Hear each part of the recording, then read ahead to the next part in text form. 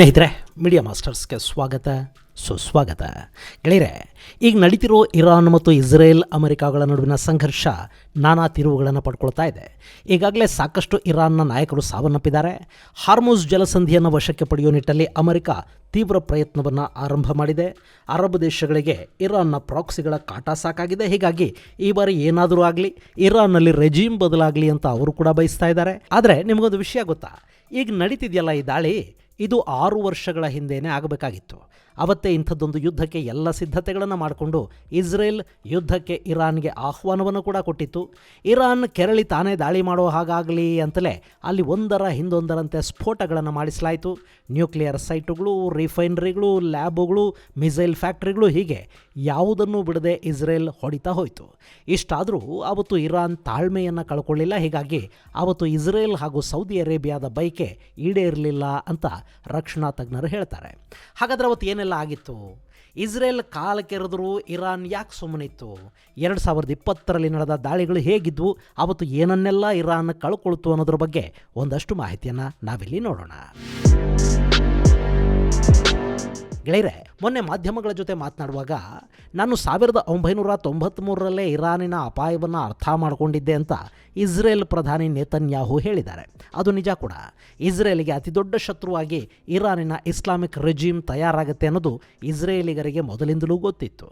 Israel ವಿರುದ್ಧ Iran ಪ್ರಾಕ್ಸಿಗಳನ್ನು ಸಿದ್ಧ ಮಾಡ್ತಾ ಇತ್ತಲ್ಲ, ಹಾಗೆ ಇಸ್ರೇಲ್ ಕೂಡ ಇರಾನಿನ ಒಳಗೆ ಮತ್ತು ಹೊರಗೆ ಒಂದು ವ್ಯವಸ್ಥಿತ ಕೂಟರಚನೆಯನ್ನು ಮಾಡ್ತಾ ಹೋಯಿತು. ಒಳಗೆ ಮೊಸಾದ್ ಕೆಲಸ ಶುರು ಮಾಡಿತ್ತು. ಅವರು ಕೂಡ ಸಮಯಕ್ಕಾಗಿ ಕಾಯ್ತಾ ಇದ್ದರು. 2007ರ ಹೊತ್ತಿಗೆ ಆ ಸಮಯ ಬಂದೇ ಬಿಡ್ತು.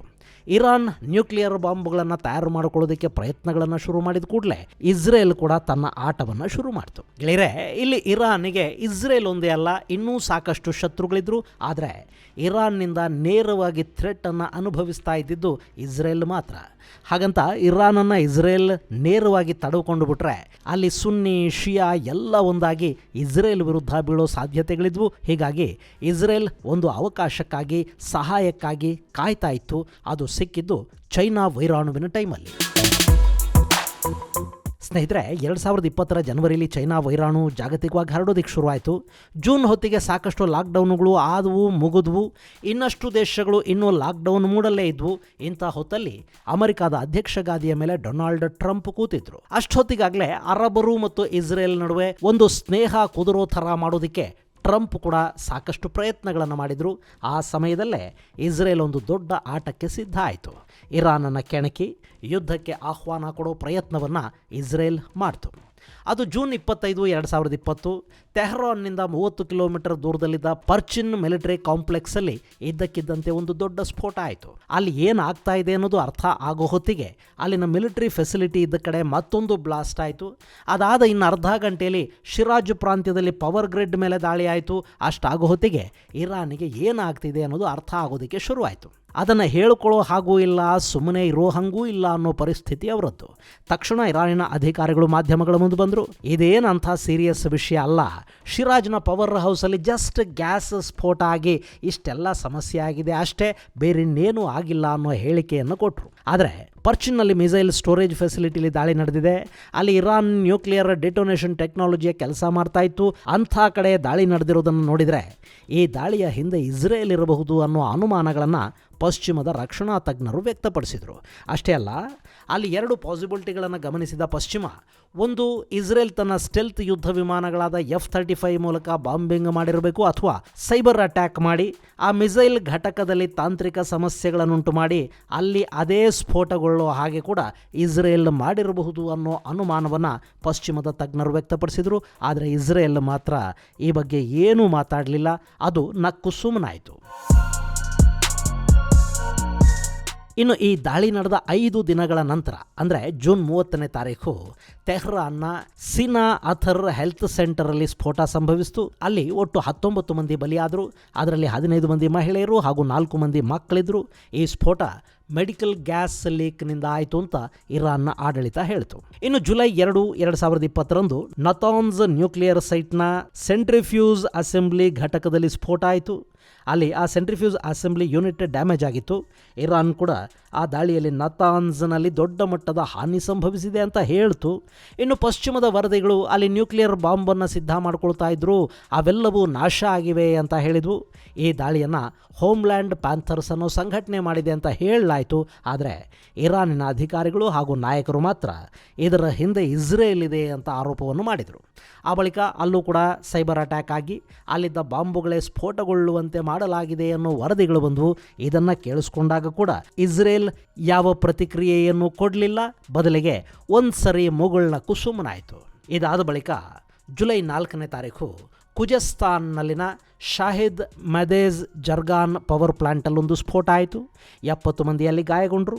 ಆ ದಾಳಿ ಯಾವ ಕಾರಣದಿಂದ ಆಯಿತು ಅನ್ನೋದನ್ನು ಇರಾನ್ ಹೇಳೋದಕ್ಕೂ ಕೂಡ ಹೋಗಲಿಲ್ಲ. ಇಸ್ರೇಲ್ ಮಾತ್ರ ಮಗುಮಾಗಿದ್ದು ಬಿಡ್ತು.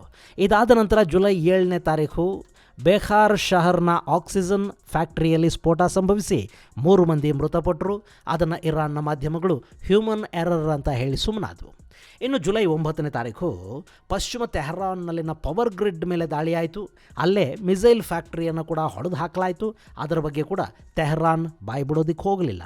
ಆದರೆ ಪಶ್ಚಿಮದ ಮಾಧ್ಯಮಗಳು ಇಸ್ಲಾಮಿಕ್ ರೆವಲ್ಯೂಷನರಿ ಗಾರ್ಡ್ಸ್ ಕೋರ್ಗೆ ಸೇರಿದ್ದ ವೇರ್ ಹೌಸ್ ಮೇಲೆ ದಾಳಿಯಾಗಿದೆ, ಅಲ್ಲಿ ಮಿಸೈಲ್ಗಳನ್ನು ಸಂಗ್ರಹಿಸಿಡಲಾಗಿತ್ತು, ಅದರಲ್ಲೂ ಆ ವೇರ್ ಹೌಸಲ್ಲಿ ಕೆಮಿಕಲ್ ವೆಪನ್ಗಳನ್ನು ಕೂಡ ಇರಾನ್ ಇಟ್ಟುಕೊಂಡಿತ್ತು ಅನ್ನೋ ಮಾಹಿತಿಯನ್ನು ಹೊರಹಾಕಿದ್ವು. ಅದಾದ 2 ದಿನಗಳ ನಂತರ ತೆಹರಾನ್ನ ಮನೆಯೊಂದರಲ್ಲಿ ಗ್ಯಾಸ್ ಸ್ಫೋಟ ಆಯಿತು. ಆ ಸ್ಫೋಟದಲ್ಲಿ ವ್ಯಕ್ತಿಯೊಬ್ಬ ಗಾಯಗೊಂಡ. ಅದಾದ ಮಾರನೇ ದಿನ ಅಂದರೆ ಜುಲೈ 12ಕ್ಕೆ ಮಹಶಹರ್ನಲ್ಲಿನ ಪೆಟ್ರೋ ಕೆಮಿಕಲ್ ಪ್ಲಾಂಟಲ್ಲಿ ಸ್ಫೋಟ ಉಂಟಾಯಿತು. ಆದರೆ ಆ ಕಂಪನಿ ಟೆಕ್ನಿಕಲ್ ಸಮಸ್ಯೆಯಿಂದ ಈ ಸ್ಫೋಟ ಆಗಿದೆ, ಅದಕ್ಕೆ ಕಾರಣ ವಿಪರೀತ ಅನ್ನೋಷ್ಟು ಬಿಸಿಯ ಹವಾಮಾನ ಅಂತ ಹೇಳಿ ಸುಮ್ಮನಾಗೋ ಪ್ರಯತ್ನವನ್ನು ಮಾಡ್ತು. ಇನ್ನು ಜುಲೈ 13ನೇ ತಾರೀಕು ಮಷಹದ್ನಲ್ಲಿನ ಇಂಡಸ್ಟ್ರಿಯಲ್ ಕಾಂಪ್ಲೆಕ್ಸಲ್ಲಿ ಸ್ಫೋಟ ಉಂಟಾಯಿತು. ಜುಲೈ 18ನೇ ತಾರೀಕು ಅಹ್ವಾಜ್ನಲ್ಲಿನ ಪೈಪ್ಲೈನ್ ಸ್ಫೋಟ ಆಯಿತು. ಜುಲೈ 19ನೇ ತಾರೀಕು ಇಸ್ಫಹಾನ್ ಪವರ್ ಪ್ಲಾಂಟಲ್ಲಿ ಸ್ಫೋಟ ಆಯಿತು. ಹೀಗೆ ಕೇವಲ 25 ದಿನಗಳ ಅವಧಿಯಲ್ಲಿ ಇರಾನ್ನಲ್ಲಿ ಸಾಲು ಸ್ಫೋಟಗಳು ವರದಿಯಾದವು. ಮನೆಯಲ್ಲಿನ ಸಿಲಿಂಡರ್ ಸ್ಫೋಟವನ್ನು ಬಿಟ್ಟರೆ ಮಿಕ್ಕೆಲ್ಲ ಸ್ಫೋಟಗಳು ಕೂಡ IRGCಯೊಂದಿಗೆ ತಳಕನ್ನು ಹೊಂದಿದ್ದ ಸ್ಥಳಗಳಲ್ಲೇ ಆದವು. ಸೊ ಈ ದಾಳಿಗಳನ್ನು ಇಸ್ರೇಲ್ ಮಾಡಿದೆ ಅಂತಲೇ ಪಶ್ಚಿಮದ ಮಾಧ್ಯಮಗಳು, ರಕ್ಷಣಾ ತಜ್ಞರು ಅಭಿಪ್ರಾಯ ಪಡ್ತಾ ಹೋದರು. ಇಲ್ಲಿ ಇಸ್ರೇಲ್ ಈ ದಾಳಿಗಳನ್ನು ಯಾಕೆ ನಡೆಸಿತ್ತು ಅನ್ನೋದಕ್ಕೆ ಕಾರಣ ಕೂಡ ಸಾಕಷ್ಟು ಕೊಡಲಾಯಿತು. ಗೆಳೆಯರೆ, ಅವತ್ತಿಗೆ ಅಮೆರಿಕಾದ ಚುಕ್ಕಾಣಿ ಡೊನಾಲ್ಡ್ ಟ್ರಂಪ್ ಕೈಯಲ್ಲಿತ್ತು. ಟ್ರಂಪ್ ಇರಾನ್ ವಿರುದ್ಧ ಸಿಡಿಮಿಡಿಗೊಂಡಿದ್ರು. ಅವರು ಇರಾನ್ ಮೇಲೆ ಬಹಳಷ್ಟು ನಿರ್ಬಂಧಗಳನ್ನು ಹೇರ್ತಾ ಇದ್ರು. ಇದನ್ನು ಗಮನಿಸ್ತಾ ಇದ್ದ ಇಸ್ರೇಲ್ ಟ್ರಂಪ್ ಅವಧಿಯಲ್ಲೇ ಇರಾನ್ನ ನ್ಯೂಕ್ಲಿಯರ್ ಕನಸಿನ ಮೇಲೆ ನೀರು ಚೆಲ್ಲಿಬಿಡೋ ಮನಸ್ಸು ಮಾಡ್ತು.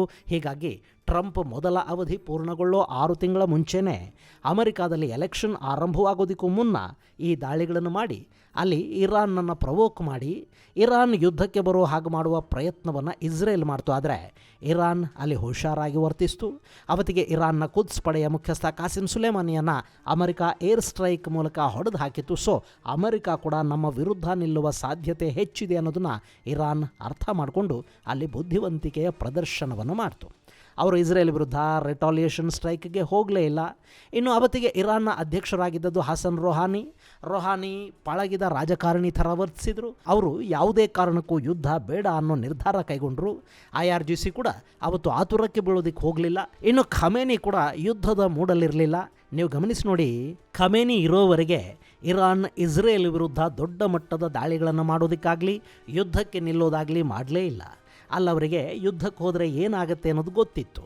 ಒಂದು ವೇಳೆ ಯುದ್ಧ ಆದರೆ ಇರಾನ್ ಇನ್ಯಾವತ್ತೂ ನ್ಯೂಕ್ಲಿಯರ್ ಆಯುಧವನ್ನು ಮಾಡ್ಕೊಳ್ಳೋದಕ್ಕೆ ಸಾಧ್ಯನೇ ಆಗೋದಿಲ್ಲ ಅನ್ನೋ ಸತ್ಯವನ್ನು ಖಮೇನಿ ಅರ್ಥ ಮಾಡ್ಕೊಂಡಿದ್ರು. ಹೀಗಾಗಿ ಇರಾನ್ ಇಸ್ರೇಲ್ ವಿರುದ್ಧ ತನ್ನ ಪ್ರಾಕ್ಸಿಗಳನ್ನು ದೊಡ್ಡ ಮಟ್ಟದಲ್ಲಿ ಬಳಸ್ತಾ ಹೋಯಿತು. ಪ್ಯಾಲೆಸ್ತೀನಿ ಉಗ್ರರು, ಹಮಾಸ್, ಲೆಬನಾನ್ನಲ್ಲಿನ ಹೆಜ್ಬುಲ್ಲಾ ಇವರನ್ನೆಲ್ಲ ಬಳಸಿ ಇಸ್ರೇಲನ್ನು ಕಾಡ್ತಾ ಹೋಯ್ತೇ ಹೊರತು ನೇರವಾಗಿ ಯಾವತ್ತೂ ಇಸ್ರೇಲ್ ಜೊತೆ ಕಾದಾಡೋದಕ್ಕೆ ಇರಾನ್ ನಿಂತ್ಕೊಳ್ಳಿಲ್ಲ. ಇನ್ನು 2025ರಲ್ಲಿ ಕೂಡ ಇಸ್ರೇಲ್ ವಾಯುದಾಳಿ ಮಾಡ್ತು ಅನ್ನೋ ಕಾರಣಕ್ಕೆ ಒಂದು ಸ್ಯಾಂಪಲ್ ದಾಳಿ ಥರದ್ದನ್ನು ಮಾಡಿ ಇರಾನ್ ಸುಮ್ಮನಾಯಿತು. ಅವರಿಗೆ ಈ ತಾತ್ಕಾಲಿಕ ಯುದ್ಧ ಬೇಕಿರಲಿಲ್ಲ. ಅದರಲ್ಲಿ ಶಕ್ತಿಯನ್ನು ಖರ್ಚು ಮಾಡಿಕೊಂಡು ಬಿಟ್ಟರೆ ಅಣ್ವಸ್ತ್ರ ಸಿದ್ಧ ಮಾಡ್ಕೊಳ್ಳೋದಕ್ಕೆ ಸಾಧ್ಯ ಆಗೋದಿಲ್ಲ ಅನ್ನೋದು ಸರ್ವೋಚ್ಚ ನಾಯಕ ಖಮೇನಿಗೆ ಗೊತ್ತಿತ್ತು. ಸೊ 2020ರಲ್ಲಿ ಟ್ರಂಪ್ ಹಾಗೂ ಇಸ್ರೇಲಿಗೆ ಒಂದು ದೊಡ್ಡ ಅವಕಾಶವನ್ನು ಇರಾನ್ ತಪ್ಪಿಸ್ತು. ಆದರೆ ಈ ಬಾರಿ ದಾಳಿಯ ಆರಂಭದಲ್ಲೇ ಖಮೇನಿಯನ್ನು ಕೊಂದು ಹಾಕುವ ಮೂಲಕ ಇಸ್ರೇಲ್ ಅದನ್ನು ಸಾಧಿಸ್ತಾ ಇದೆ. ಅಣ್ವಸ್ತ್ರಗಳನ್ನು ಪಡೆಯುವ ಇರಾನ್ನ ಮಹತ್ವಾಕಾಂಕ್ಷೆಗೆ ಮಣ್ಣು ಕೊಡೋ ದೊಡ್ಡ ಪ್ರಯತ್ನವನ್ನು ಇಲ್ಲಿ ಇಸ್ರೇಲ್ ಮಾಡಿದೆ. ಇದು ಗೆಳೆಯರೆ ಇರಾನ್ ವಿರುದ್ಧ ಇಸ್ರೇಲ್ನ ಹಠ ಮತ್ತು 2020ರಲ್ಲಿ ನಡೆದಿದ್ದ ಮಿಸ್ಟೀರಿಯಸ್ ಬ್ಲಾಸ್ಟುಗಳು, ಅವುಗಳ ಹಿಂದಿದ್ದ ಕಾರಣದ ಕುರಿತಾದ ಒಂದಷ್ಟು ಮಾಹಿತಿ. ಮುಂದಿನ ಸಂಚಿಕೆಯಲ್ಲಿ ಮತ್ತಷ್ಟು ವಿಶೇಷಗಳ ಜೊತೆ ಮತ್ತೆ ಭೇಟಿಯಾಗೋಣ. ಅಲ್ಲಿವರೆಗೆ ಜೈ ಹಿಂದ್, ಜೈ ಕರ್ನಾಟಕ.